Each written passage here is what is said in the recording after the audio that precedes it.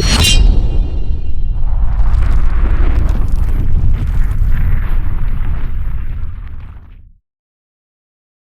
up? Got a couple of cold steels here. These are the holdouts. And these are from our friend, channel friend and member, Craig. And I've mentioned Craig has sent over a collection of these cold steels for me to run through. And this is another model that we've got like a standard size. I think this is a 3-inch and the 6-inch. We also did the counterpoint with the 4-inch and the 6-inch. And man, that 6-inch counterpoint was crazy big. But man, let's get these out of these boxes and check them out. And I actually picked these from Craig's collection and said, yeah, send me those. And the reason I did is because I have been looking at this version a bunch. Been tempted to get one. I think I like it, but now I get to put my hands on it and see if I like his. Yeah, so I'm kind of excited for this one. But since I hadn't touched any of them, I said, yeah, send me that 6-inch too, man. We'll compare them. So let's get into one that I like the most first. So it's got the triad lock. Action's a little stiff on it. Yep. And it is I can tell you right now that it's a very thin knife. This is a thin knife. Not so much that one, but this one is thin.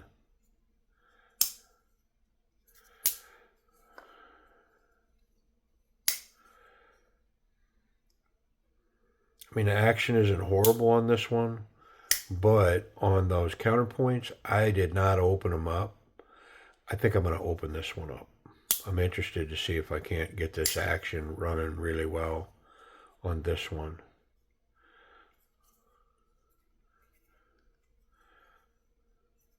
Interesting.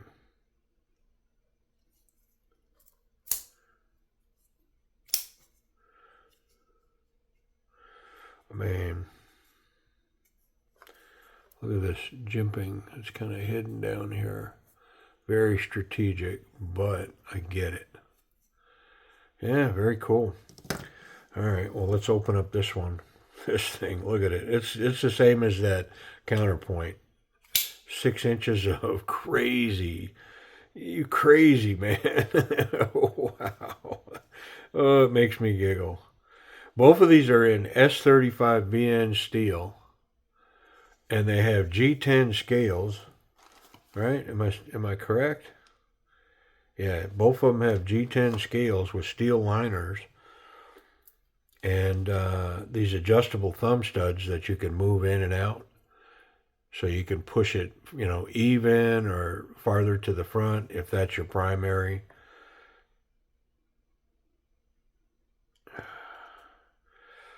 I am not letting that fall on my fingers. Ooh, yeah.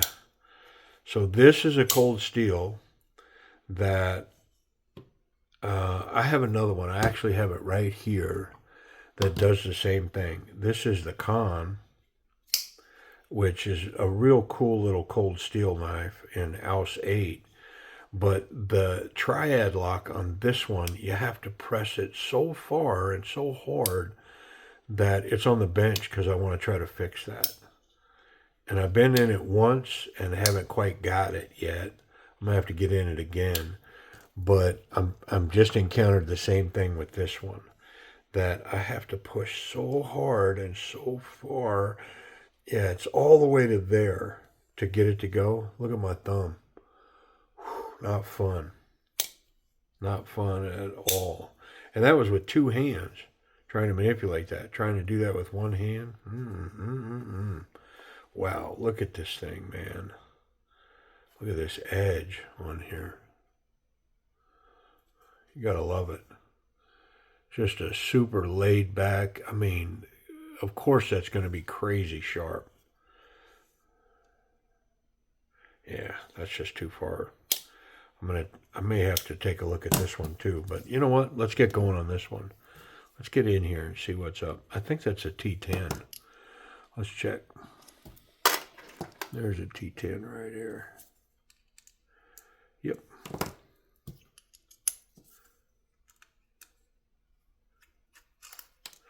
little bit of Loctite on it. And then I've got a couple of T6s, and we should be able to pop that right up.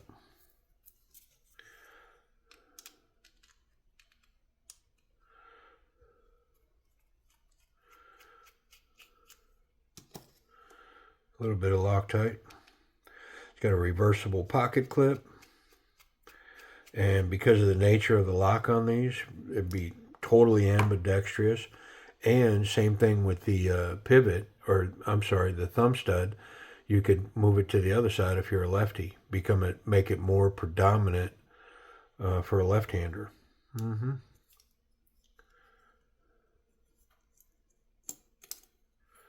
we go. Pretty simple. Yeah. It's got a back spacer that's inset in the G10 versus like a press-in Zerk. They've just got this whole complete back spacer or backing plate. So if you move the pocket clip to the other side, it's got threads to run into. Pretty cool. Nice design. Thought it out, did it right. Let's get the blade off, and then we'll take this pin, and then we'll take this pin, and then this should all release. And I'm probably going to take just the tiniest little bit of tension out of that. And I'm going to leave that pin. And then I'm going to polish these washers up. Yep. And so on the blade side, there's a Teflon washer. Should be on both sides.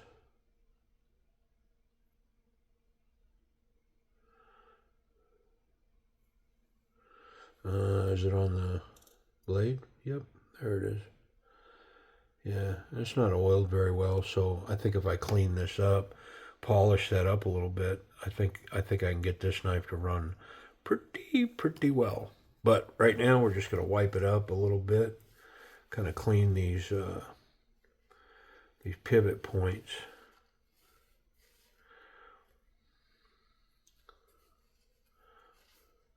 I mean, these catch some slack sometimes because these parts in these knives are plastic, but I've never heard of one failing. You know what I mean? So, I mean, that's kind of why on the channel I don't have a big tolerance for like people stepping and going, yeah, that particular knife company makes trash and all their locks fail. And it's like, I mean,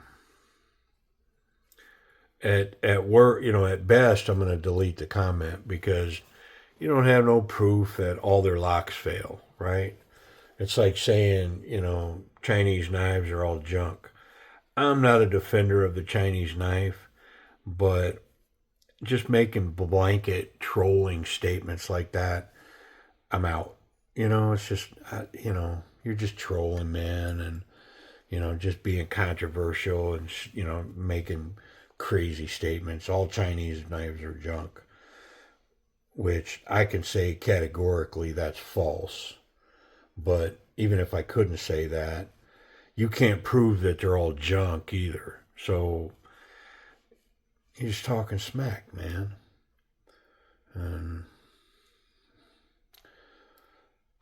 we have done, I say I, but we have done a good job of keeping the channel away from nonsense.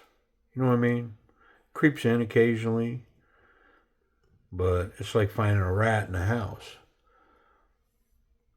You know, I could tell you for where I live in the country, it's like finding a scorpion in the house. You got to get it out. And you don't debate, you don't figure out the best way to do it, you just get it done. You know, and I don't know if you know, If you're from the part of the country that has scorpions, you got to get after it because the scorpion will crawl right under your wall. You know, God forbid it. You know, crawl under your couch or something because it'll disappear. It'll just straight up like you can't let it roam. You can't go, well, let me go get something. You got to get it because when you come back, it's gone. You can't find it. And of course, wherever it is, it's not where you want it to be. I can tell you that. It's like, yeah, it's like, well, where'd that go? I don't know, but wherever it is, it ain't good. All right, let's polish these up. I'm just going to put them on one of my belts here. I'm not really looking to take a lot of material off. I just want to polish it a little bit. And of course, on a belt like this, it reveals the hammered nature of these washers. Like when you look at, you know, I'll try to illustrate the difference. But when you look at the one that's not polished next to this one that is now, the difference, because once you polish them, it reveals the high-low spots. Here, let's take a good look. So here's the not polished one. And when you look at it, I mean, it looks like a washer, right? You know, no real issues there. But look at the polished one. Look at how it reveals the high-low spots in this washer. Let's see if I can get the lighting right and really show the hammered nature of these washers. They're like hammered.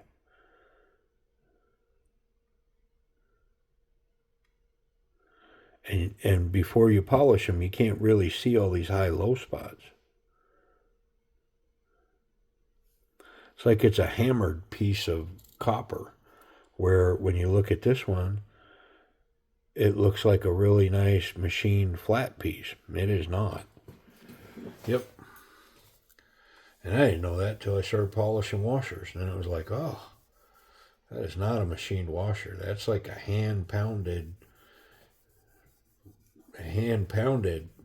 piece of copper or brass or whatever it is. Bronze. Yeah. I mean, does it change anything? No, it doesn't change anything.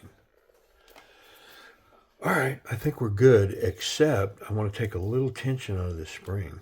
Just the tiniest little bit. And of course, that's just pliers and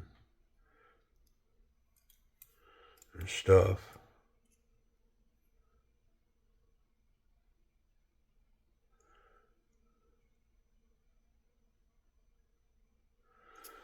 Let's go with that.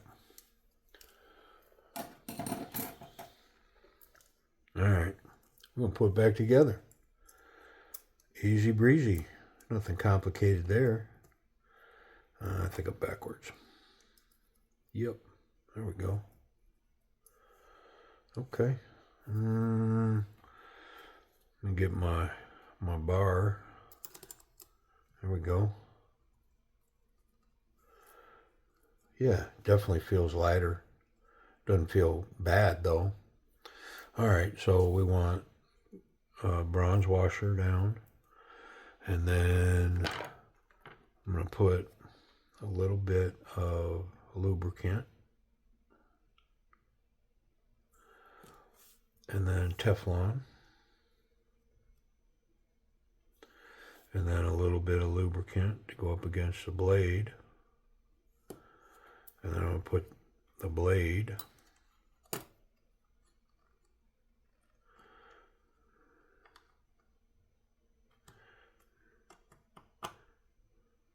there we go. And then I'm going to put the little pin in.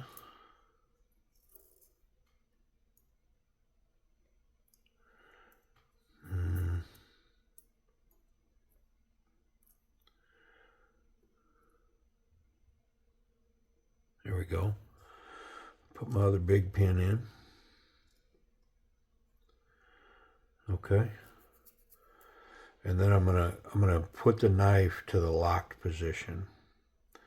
And on these knives, they lock up just fine for assembly. And then I'm gonna reach back, push my pivot up a little bit so it's up and raised. and then I can put the rest of my my washers on. First the Teflon, a little more lube, and then the bronze. I'm going to put a very small dab of lube on this pivot point right here. Yep. That's it. Come from the top down.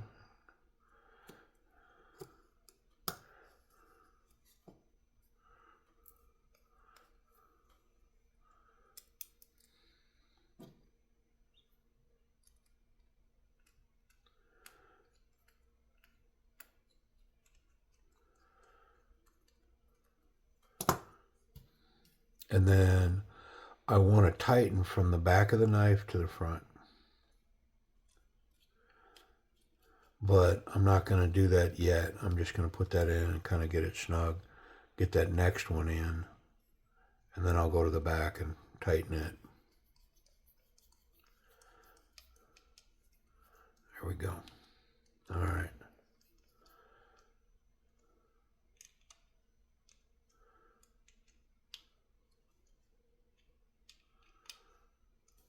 Okay, and then I'm going to wrap up with this pivot and get this just right. Now, I should be no play and centered. Just like that. Locked up tight, there's no movement in this blade. And, yeah, I'm fall shut now. And to function that is so much easier. You know, the tipping point is if you take too much out of here, the knife doesn't lock up proper. You know, it's weak. Yeah, wonderful. I mean, I'm kind of convinced, man. I think I want one. This is a great little thin pocket knife.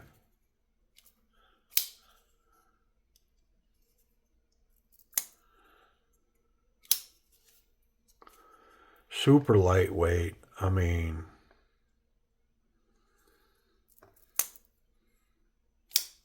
yeah, let's talk about this action. So we get all these fingerprints off first. These satin blades, man, you show them fingerprints, right? Which, you know, here at the end of the day, there's only a real emphasis on my part for all these fingerprints and stuff because I'm doing a video. You know what I mean? Like we're literally looking at it.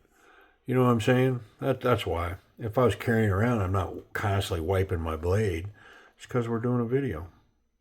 And so I'm being critical of the way it looks. That's all. The action on this one.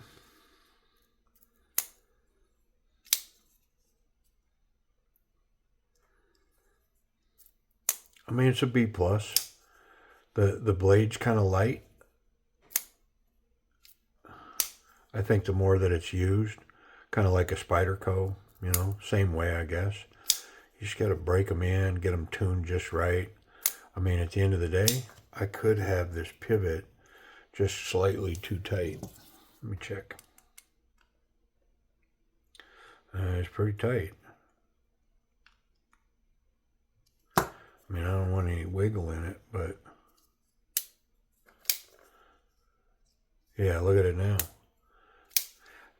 And I will say that the adjustment on these, I mean, it's a hair. It really is. You know, like the tick on the screw is so slight from being perfect to too tight or too loose. I mean, and so it's important to have some Loctite on these pivot screws and then have patience. Try it a little tighter, a little looser, you know, back and forth to get it just right.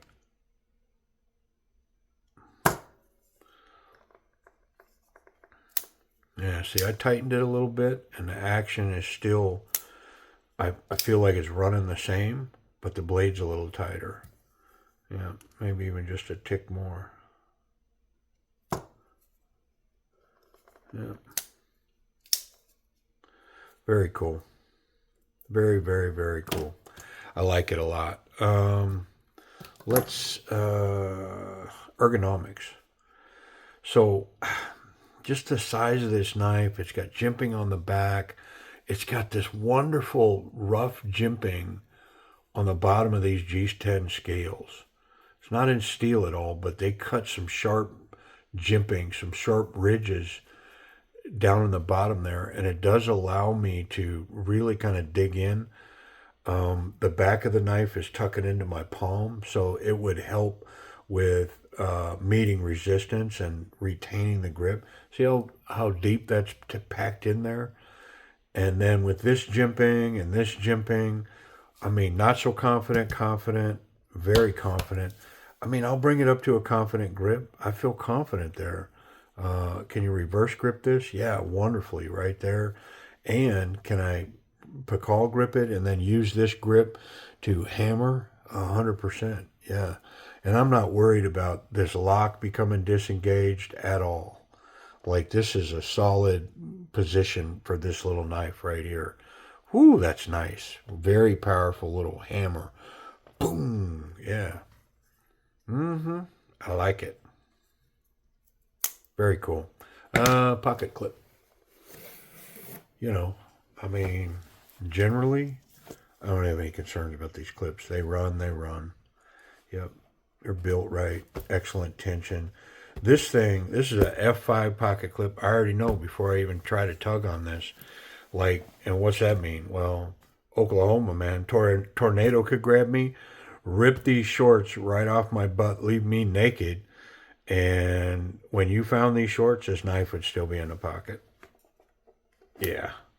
Yeah. That's a F5 pocket clip, man. 100%. That's a lot of numbers. F5, 100%.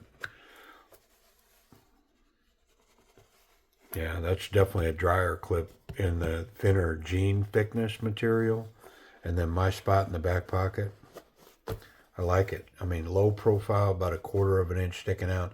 Lots of screws to grip to get that out. I like that, man. Very cool. Oh, the slow roll on this thing now. So good. And of course, part of the appeal of the slow roll on these is, unlike, say, some liner locks, even frame locks, like, you have to very positively get that through the lock so that the liner or the frame can fully get behind the blade and lock up. With these triad locks, as soon as it reaches the point where that can drop, it's completely locked. Like, there's no level to that. There's no, did it go far enough? Is it truly locked or will it come loose? As soon as it breaks, it's locked. Yeah. And so the slow roll on this, oh, is that good? Wow, is that nice? I mean, a little tuning on this thing, and I dig it. I'm going to be interested to see price and availability for this knife. Yep. When I did the counterpoints, the 6-inch, man, did I find a good deal on that 6-inch counterpoint. $34 at Midway USA. I mean, this thing, if it wasn't such a novelty, I'd tune it up.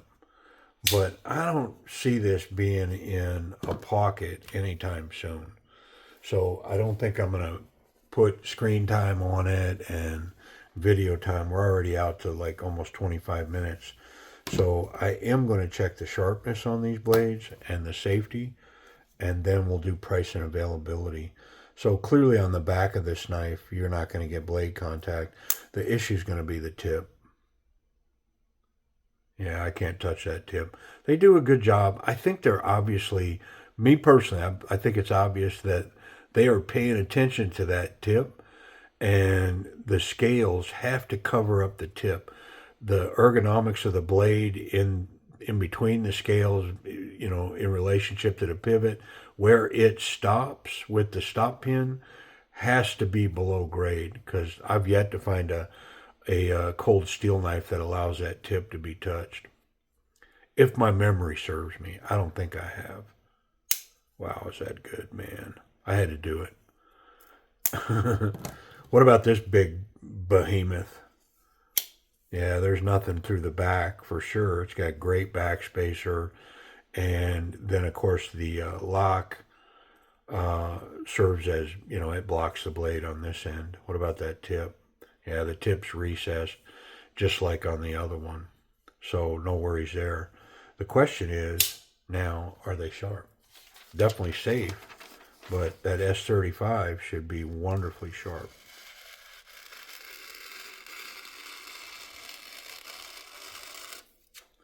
Yeah, I mean, we're not going to question that level of sharpness, are we? What about this one?